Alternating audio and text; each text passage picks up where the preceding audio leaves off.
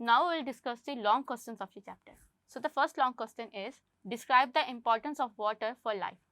अब आपका इसका जो आंसर है वो पेज नंबर 19 है, उसके अंदर आपने पहले बताना है कि वाटर क्या है, फिर आपने उसकी इंपॉर्टेंस बताने के वो जो है यूनिवर्सल सॉल्वेंट है, उसकी कोहेशन एंड एडहेशन जो टेंशन है, फिर उसके बाद जो है उसके अंदर जो है वो हाइड्रोजन बॉन्डिंग होती है, उसकी पोलैरिटी वगैरह, उन सब को आपने जो है वो 2 to 3 लाइन्स में एक्सप्लेन कर देना है. सेकेंड क्वेश्चन है describe what do you know about the polysaccharide, यानी कि पॉलीसैकेराइड के बारे में आप क्या जानते हैं. तो इसका आंसर आपकी बुक के पेज नंबर 23 पे है.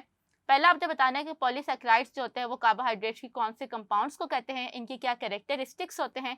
कैरेक्टरिस्टिक्स में आपने एक दो लाइन में बताने हैं कि ये जो होता है ये हाईली इनसॉल्युबल होते हैं, इनका जो होता है ये स्वीट नहीं होते, ये टेस्टलेस होते हैं.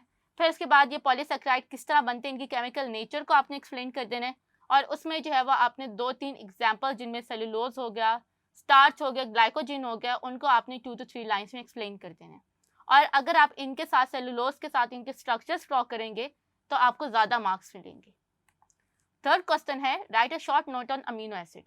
तो अमीनो एसिड के बारे में आपने बताना है कि अमीनो एसिड क्या है. इसके पहले आपने इसका जनरल ग्रुप, जनरल स्ट्रक्चर जो है जिसके अंदर CH NH2 COOH और यहाँ पर जो आपका R ग्रुप होता है ये आपने बता देना है. फिर आपने बताना है अमीनो एसिड कितने टाइप्स के होते हैं, किस तरह एग्जिस्ट करते हैं, R ग्रुप का क्या मतलब होता है, NH2 का ग्रुप का क्या मतलब होता है, अमीनो एसिड के दरमियान में कौन सा लिंकेज होता है, उन सब को आपने एक्सप्लेन कर देना है. और ये आपकी बुक के पेज नंबर 27 पे गिवन है. तो इसके साथ ही हमारे लॉन्ग क्वेश्चन कंप्लीट हो गए.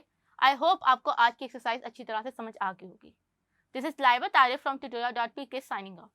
See you in the next chapter. Take care. Allah Hafiz.